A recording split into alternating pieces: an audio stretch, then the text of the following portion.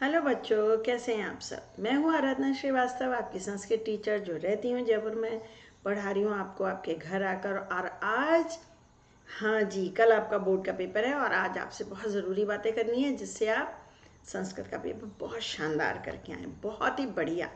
संस्कृत का प्रश्न पत्र कैसे हल करें, इसके सभी ज़रूरी टिप्स आपको मिलने वाले हैं। पूरा वीडियो देखिएगा, हर क्वेश्चन के बारे में मैं आपको बताऊंगी ज़रूरी बातें।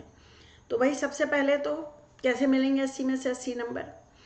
जब आपको रीडिंग टाइम दिया जाएगा उस समय आप अपठित पूरा पेपर तो उलट पुलट के आप देखते हैं, लेकिन आपको काम ऐसे करना है कि समय आपका रिवीजन के लिए बचे। उसके लिए क्या करना चाहिए आपको कि अपठित और पठित गद्यांश को पढ़ लेना। कैसे पढ़ लोगे वो अभी हम आपको बताएंगे। इसके अलावा आपको सभी प्रश्नों के उत्तर क्रम से देने हैं। प्रश्न 1 अपठित गद्यांश से शुरू करेंगे और प्रश्न 18 शब्दार्थ पे जाके खत्म करेंगे। सीक्वेंस नहीं बदलेंगे, ध्यान रखेंगे, ठीक है ना। अगर किसी के उत्तर सही होने में संदेह हो, जैसे आपको MCQ मिलेगा तो एलिमिनेशन ट्रिक फॉलो करेंगे। ABCD आपको 4 आंसर दे रखे हैं, तो जो नहीं हो सकता पहले उसको हटाइए, बाकी में से ढूंढिए।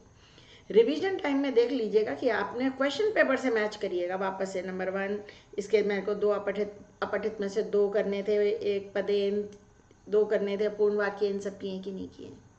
रिवीजन टाइम में चेक करना चाहिए कि सभी प्रश्नों के उत्तर जितने पूछे गए थे वो दिए हैं कि नहीं दिए हैं। अब हम आगे बढ़ते हैं। आगे है कि अपठित गद्यांश कैसे हल करें। अपठित गद्यांश में बाल को सबसे पहले प्रश्न पढ़ने चाहिए। प्रश्न पढ़े नंबर 1, और उसके बाद मैं आपको क्या बताती हूँ कि रेखांकित करें वो बातें जो पूछी गई हैं, ना, जो प्रश्न में रेखांकित कर लें उन शब्दों को, और फिर अपठित गद्यांश पढ़ना शुरू करें। उससे क्या होने वाला है, ये होने वाला है, उससे ये होने वाला है बच्चा कि जहाँ पर आपने अंडरलाइन किया था किरण बेदी महोदया कस्मिन विषय स्नातकोत्तर परीक्षायां प्रथमम स्थानम अलभत, ये स्थानम अलभत जैसे ही आएगा आपको मिल जाएगा राजनीति शास्त्र।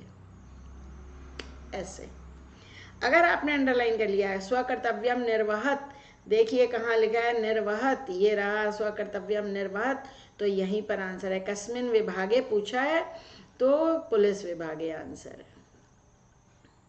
तो प्रश्नों में आप कीवर्ड्स को अंडरलाइन कर लीजिए पेंसिल से, हल्के से। पेन नहीं चलाइएगा, मना होता है एग्जाम में, मालूम है ना, 2-3 एग्जाम तो दे ही चुके हो। तो उतना। और पूर्ण वाक्य में उत्तर लिखेंगे और एक पदेन में 1 वर्ड में आंसर होना चाहिए। 1 वर्ड आंसर लिखते समय लास्ट में म हलंत आ रहा है तो वो लगाइए, अनुस्वार लगा के मत आइए, क्योंकि अनुस्वार तो तब बनता है जब आगे कोई व्यंजन होता है, और जब 1 वर्ड आंसर है तो व्यंजन होने का प्रश्न ही नहीं है। पूर्ण वाक्य में पूर्ण वाक्य होना चाहिए, ध्यान रखिएगा।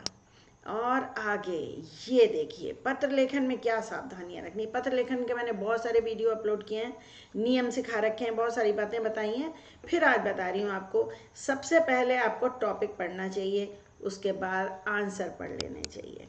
आपको बहुत कुछ पता चल जाता है। आप रविंद्र हैं, मुंबई नगर में रहते हैं, संस्कृत संभाषण शिविर में भाग लिया है, अपने मित्र रमेश को चिट्ठी लिखनी है।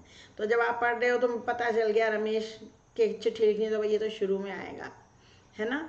और बहुत कुछ आइडिया आपको मिल जाता है। तो हमेशा पहले टॉपिक पढ़िए, फिर आंसर पढ़िए, फिर पत्र पढ़िए। और इसको सॉल्व कैसे करेंगे, पूरा पत्र लिखना होता है। देखो ये लिखा हुआ है, रिक्त स्थानानि पूरयित्वा पुनः लिखत, पूरा पत्र पुनः लिखना होता है। तो इसके लिए मैं बच्चों को कहती हूँ कि आप ये ट्रिक अपनाओ कि ये जो साइड मार्जिन है वहाँ पर आप नंबर डालो 1 2 3 4 पूरे 10, और ये आंसर यहाँ लिख दो, पूरे 10 आंसर लिख दो। उसके बाद पूरा क्वेश्चन पेपर आप सॉल्व करो, यहाँ 4-5 लाइनें और छोड़ देना नीचे। फिर क्या होगा, जब आप पूरा क्वेश्चन पेपर सॉल्व कर लोगे तो इस स्थान पे जो ये आपके खाली बचा हुआ है, यहाँ पर ये पूरा पत्र उतार देना। तो आपको क्या होगा उससे कि एक तो पत्र लिखने में जो बहुत टाइम लग रहा है वो बचेगा, तो आप घबराएंगे नहीं, नर्वस नहीं होंगे, अरे मेरा बगल वाला तो अनुप्रयुक्त व्याकरण कर रहा हो, मैं तो यहीं रह गया, वो नर्वसनेस नहीं होगी, ठीक है ना।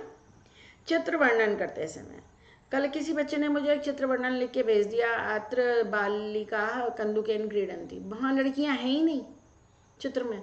जब बच्चे हैं ही नहीं तो आप ये वाक्य कैसे बना सकते हैं, है ना। चित्र में जो दिख रहा है उस पर वाक्य बनाओ। ये नहीं कि अत्र वृक्ष न अस्ति, अत्र कार्यानम न अस्ति, ऐसे वाक्य नहीं बनता है। जो कुछ दिखाई दे रहा है बनाइए। मंजूषा ध्यान से पढ़िए। मंजूषा में ही डिसाइड कर लीजिए कि मैं किस किस पर वाक्य बनाऊंगा। पहला जंतुशाला पे बनाऊंगा, या बहुत सारे पशु हैं उस पर बना लूंगा, या बच्चे बहुत प्रसन्न हो रहे हैं देख के उस पर बना लूंगा, जैसे मैंने आपको सिखा रखा है। और आप अगर चाहते हैं 5 से अधिक वाक्य बनाना तो प्लीज़ ध्यान रखिए। वैसे तो जितना पूछा जाए उतना ही काम करना चाहिए, 10वीं क्लास के बच्चों को इतनी समझ होनी चाहिए। फिर भी आप एक्स्ट्रा बना रहे हैं 2, तो पहले वो 5 वाक्य लिखिए जिन पे आपको भरोसा है कि बिल्कुल सही है, उसके बाद में एक्स्ट्रा बनाइए। क्योंकि बहुत सारे एग्जामिनर पहले 5 वाक्यों पर ही नंबर देते हैं, और होना भी यही चाहिए। जिसको कॉन्फिडेंस नहीं, उसके नंबर कहीं तक कट होने चाहिए। यस। ऐसे ही अनुवाद में कई बच्चे क्या कर रहे हैं, सारे अनुवाद करके लिख रहे हैं। आप सिलेक्ट करो कौन सा आपको करना है, उसका सही नंबर डालो। अगर आप पहले के बाद तीसरा कर रहे हो तो पहले के बाद तीसरा ही नंबर डालो। ये नहीं कि नंबर डाला 3 और अनुवाद कर दिया दूसरा, 0 मिलेगा कि नहीं मिलेगा, है ना। तो 5 वाक्य वो जो आपको 100% श्योर है वो पहले करिए, और एक्स्ट्रा करने हैं तो उसके बाद करिए। जो एक्स्ट्रा आप कर रहे हो वो उसके बाद करो। क्योंकि मैं जब खुद कॉपी चेक करती थी, बोर्ड की कॉपीज बहुत साल चेक करी हैं, तो उन बच्चों को एडवांटेज देते हैं जो बच्चे कायदे से पेपर सॉल्व करते हैं। हमेशा पेपर क्वेश्चन ही नहीं समझा, पूछा गया 5 प्रश्न, 5 अनुवाद करो, आप 7 कर रहे हो, तो जो पहले 5 हैं उन पे नंबर दे देंगे। कोई भाई बहुत ही दयालु हो तो देखेगा। इसलिए जो 5 बिल्कुल सही हैं वो सिलेक्ट करिए, आसान वाक्य सिलेक्ट करिए। पांडित्य दिखाने के नंबर नहीं है, पांडित्य प्रदर्शन नहीं करना है, जो सबसे सरल वाक्य हैं। और अनुवाद करते समय जो आपसे मैं कहती हूँ ये 9 डैश लगाइए, ये आपकी हेल्प करेंगे। ये आप अपनी कॉपी में लगाइए, क्वेश्चन पेपर में मत लगाइए। और हर में देखिए खुद को बताइए, कमल हैं बहुवचन है, ये वाला आएगा भाई, और लट लकार है भाई, खुद को बताओ। तुम पेड़ पर चढ़ रहे हो, आरोहती होता है, पर ये तुम है तो मध्यम पुरुष लगेगा, आरोहसी होगा। और जिस पर चढ़ते हैं उसमें द्वितीय विभक्ति होती है, तो पेड़ पर भले ही लिखा हो लेकिन यहाँ वृक्षम लिखा जाएगा। पहले ओरल करो, खुद को बताओ। होता है अस्ति नहीं, भवती होता है। और फल नपुंसकलिंग होता है, फलम होगा, तो इसका विशेषण भी नपुंसकलिंग होगा, पौष्टिकम। बहुत को अति कहते हैं, अति पौष्टिकम। खुद को पहले बताइए कौन सा काल है, लोट लकार है, लंग है, विधिलिंग है, उसके बाद अनुवाद कीजिए। ठीक है ना। उसके बाद आइए अनुप्रयुक्त व्याकरण पर। संधि, संधि में ऑप्शन नहीं होंगे, आपको खुद करनी होगी संधि। सोच समझ के जो आसान चुने वो लिखिए, बहुत आसान संधियाँ हैं आपके कोर्स में। उसके बाद समास, इसमें ऑप्शन होंगे। तो समास में अगर 5 दिए हैं तो आप 5 के नंबर डालिएगा, और जो नहीं कर रहे उसके आगे क्रॉस लगाना।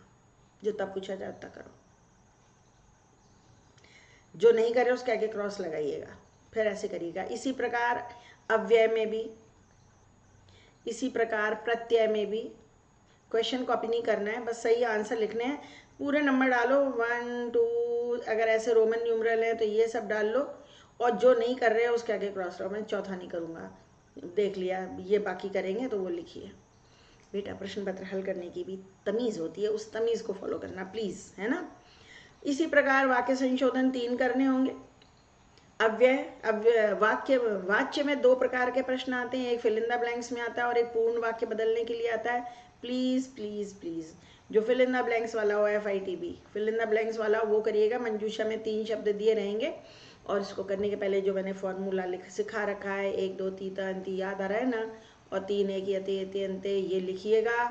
और देखिएगा इसमें क्रिया कर्म पर डिपेंड करती है, और इसमें क्रिया का वचन कर्ता पर डिपेंड करता है। खुद को बता कर करिएगा, नंबर नहीं कटने चाहिए। समय लेखन में नंबर कटा तो समझ लो भाई ना की कट गई।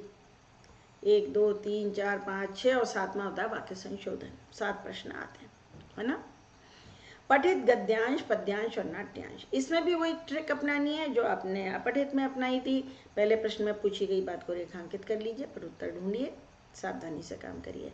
जो भाषिक कार्य होता है उसमें बहुत ध्यान रखना। पूछा जाता है विशेष्य, आप लिखाते हो विशेषण, पूछा जाए विशेषण, कहीं ना लिखाना विशेष्य, तो जहाँ पर प्रश्न होता है उसमें अंडरलाइन कर लेना चाहिए कि अच्छा इसमें कर्तृपद पूछा है, अच्छा यहाँ पर क्रियापद पूछा है। मन में पूरा मोनोलॉग चलते रहना चाहिए। अच्छा यहाँ विशेष्य पूछा है तो विशेष्य ढूंढूंगा मैं, ऐसे, जिससे अनजाने में गलती ना हो जाए। क्यों? क्योंकि आता तो आपको सब कुछ है। प्रश्न निर्माण में जो बच्चे मेरे पढ़ रहे हैं, टेस्ट देते हैं, और मैं बड़े शान से उनको 0 दे देती हूँ अगर वो किम कुत्र कदा लिख देते हैं पेपर में। पूर्ण वाक्य बनाइएगा। मुझे ऐसा नहीं लगता है कि आपको ऑप्शन मिलेंगे इस साल, अगर मिलते हैं तो बहुत ही खुशी की बात है। ग्रामांते निर्झर नदी पयः पूरम सरम प्रपश्यामि, तो ग्राम के अंत में स्थान है तो कुत्र से प्रश्न बनेगा, तो पूर्ण वाक्य लिखो, कुत्र और पूरा पूरा पूरा पूरा लिखो, और लास्ट में प्लीज क्वेश्चन मार्क भी लगाओ। इसमें भी जो प्रश्न जितने आपको करने हैं उन सबके नंबर डालो। 5 होंगे, 4 करने होंगे, शायद 5 करने होंगे, 6-7 होंगे। जो नहीं कर रहे हो उसके आगे क्रॉस लगा देना, जो पूछा जाए उतना करो। अन्वय लेखन में सिर्फ नंबर डाल के 4 शब्द आपको लिखने हैं। अन्वय लेखन की ट्रिक पता है ना? जो शब्द मंजूषा में दिए हैं उनको श्लोक में सर्कल कर लेते हैं, और जिन शब्दों के साथ वो चिपके हुए होते हैं, जुड़े हुए होते हैं, वही वहाँ भरे जाते हैं। तो सही आंसर इस प्रकार भर दीजिएगा, सिर्फ शब्द उतार के लिख दीजिएगा 4 शब्द, 4 नंबर। संस्कृत के पेपर में बहुत कम लिखना होता है। घटनाक्रम संयोजन में आपको ध्यान रखना है, इसकी भी ट्रिक आपको सिखाई हुई है मैंने, मेरे 2 वीडियो भी हैं इसके ऊपर, देखिएगा। मैंने अपने टेलीग्राम ग्रुप पर वो दोनों वीडियो भी शेयर भी किए हैं, बहुत सारे उसमें कुल मिला के 12, 15, 16 घटनाक्रम करा रखे हैं मैंने। आप कॉपी में अपने नंबर डालिए, एक एक लाइन छोड़कर, एक एक लाइन छोड़ के ऐसे नंबर डाल लीजिए 8। क्यों? क्योंकि 8 वाक्य हैं। और अब इसके आगे अगर ये 7वें नंबर का वाक्य पहले आ रहा है तो यहाँ लिखो 7। ये वो रोमन न्यूमरल है जो आपके क्वेश्चन पेपर में डाला हुआ होगा, और बच्चा पूरा वाक्य लिख दीजिए। अगर यहाँ 3रे नंबर का वाक्य 2nd पोजीशन पे आ रहा है तो ऐसे करिए, यहाँ 6ठे नंबर का आ रहा है तो यहाँ ऐसे करिए, इस प्रकार करिएगा, पूर्ण वाक्य लिखिएगा। एक एक लाइन छोड़ मारने को इसलिए कहा कि कभी मिटा के काट के कुछ लिखना हो तो काम हो जाएगा। वैसे पहले आप क्वेश्चन पेपर पे ही मार्किंग कर लीजिएगा। और ट्रिक सिखा रखी है ना, घटनाक्रम में जो वाक्य दिए हैं उनमें उन शब्दों को अंडरलाइन करो जिससे कहानी याद आ रही हो, फिर करते जाओ। लास्ट क्वेश्चन शब्दार्थ मेलनम, या तो इस प्रकार होगा तो आपको सिर्फ नंबर डाल के आंसर लिखने हैं, फिर वही बात 3 करने होंगे 4 में से, तो सारे नंबर डालो। और अगर आपको पहला ही नहीं करना है तो यहाँ लगाओ कट, बाकी के आंसर लिख दो। आहु का मतलब होता है कहते हैं, आहु वदति, महात्मानः आहु, महात्मा लोग बोलते हैं, कहा कहते हैं, आह्वयन्ति तो बुलाते हैं। यह होती है एलिमिनेशन ट्रिक। पठती तो हो ही नहीं सकता भाई, कहा जाता है, यह कहा जाता है, यह बोलता है, आहु माने कहता है। तो आहु का आंसर है वदति, तो हम यहाँ लिख देंगे वदति ऐसे। और कई बार आता है जोड़े बनाकर लिखो, 4 यहाँ दिए होंगे इसके सामने और 4 यहाँ दिए होंगे इसके सामने, इनके अर्थ आपको सही पेयर बना के लिखना है, तब दोनों शब्द लिखने पड़ेंगे। यहाँ से आपने पहला लिया, यहाँ से तीसरा लिया, तो उनको पेयर बना के लिखना पड़ेगा दोनों को। आहु वदति ऐसे देख लीजिएगा कौन सा करना है। 2 तरह से पूछा जाएगा ये क्वेश्चन जो है उचित अर्थ लिखिए, ये 2 तरह से पूछा जाएगा। हर प्रश्न के बाद 4-5 लाइनें छोड़िएगा। जैसे ये कर लिया घटनाक्रम संयोजन, तो लाइनें छोड़िए। घटनाक्रम संयोजन प्रश्न 17 होता है, तो यहाँ जरूर लिखिए प्रश्न 17 और ऊपर हेडिंग डाल दो घटनाक्रम। उसके बाद काम शुरू करिएगा। ऐसे ही प्रश्न 18 नंबर डाल दो, प्रश्न 18 शब्दार्थ मेलनम, फिर उसके नीचे काम करो। इसी प्रकार यहाँ पर भी प्रश्न 16, अगर ये प्रश्न 16 है, कैसे है प्रश्न 16 भाई, अगर ये प्रश्न 16 है तो नंबर हेडिंग डाल दो प्रश्न 16, साइड मार्जिन में यहाँ लिखो अन्वय लेखन, उसके बाद ये काम करो। प्रश्न 15 प्रश्न निर्माण, हेडिंग जरूर डालो बेटा। जितने सफाई से सुंदरता से आप प्रश्न पत्र हल करोगे तो कहीं आधा नंबर की गलती होगी तो एग्जामिनर नज़रअंदाज कर देगा। कुछ बच्चे काट पीट ओवर राइटिंग बहुत करते हैं। और बहुत बड़ी बात, संधि समास करोगे कहीं ओवर राइटिंग मत करना। खास तौर से ये जो समास का क्वेश्चन होगा, इसमें ये साथ में क ख ग घ भी तो होता है ना, तो ये क ख ग घ लिख के मत चले आना। अब सदा क ख ग घ लिखा हो तो वो मत लिखाना भाई फर्स्ट में स सही है या ब सही है, नहीं, स लिखने के साथ ही आप स ब्रैकेट में लिखो और फिर यहाँ शब्द भी लिखो, ब ब्रैकेट में लिखो, इसका शब्द भी लिखो कि बन क्या रहा है। ओवर राइटिंग नहीं करनी। अगर कुछ गलत हो गई स्पेलिंग तो उस शब्द को एक लाइन से सिंपली काट दो। आपने यहाँ लिखा, मान लो तत् आपको मिला है तत् प्लस नाम, संधि करके लिखना है। मान लो ये संधि का क्वेश्चन है, आपको लिखना है तन नाम ऐसे। और आपने दोनों ना पूरे बना दिए। अब इसी में घिचपिच मत करो, ऐसे ऐसे सिंपली एक लाइन से काटो, दोबारा लिख दो तन्ना, लाइक दिस। ठीक है, कैसी रही, सब बातें समझ में आई? और लास्ट में करो पेपर का अच्छे से रिवीजन मैम आराधना की तरफ से, कहीं कोई गलती तो नहीं रह गई है। हाँ, और बाकी आपको ये लिए बहुत सारे प्लेलिस्ट हैं, अभी भी आपके पास टाइम है। आज रात में आप चाहें तो शेमुशी के सारे पाठ रिवाइज कर सकते हैं, या संधि, समास, प्रत्यय, हिंदी से संस्कृत अनुवाद, जो कुछ भी चाहें आप वो देख सकते हैं। और भाई बहुत सारे प्लेलिस्ट हैं आपके काम की हैं, तो आपको आसानी रहेगी उनसे।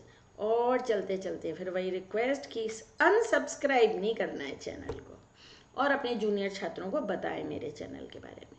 माँ सरस्वती की कृपा सदा आप पर बनी रहेगी। ओके, ठीक है बच्चों, अपना परीक्षा पत्र हो जाने के बाद मुझे बताइएगा अवश्य कि आपका पेपर कैसा हुआ, और रिजल्ट आने के बाद अपने नाम के साथ अपने मार्क्स अवश्य शेयर कीजिएगा मेरे साथ। तो बस आपसे विदा लेती हूँ, नमस्कार।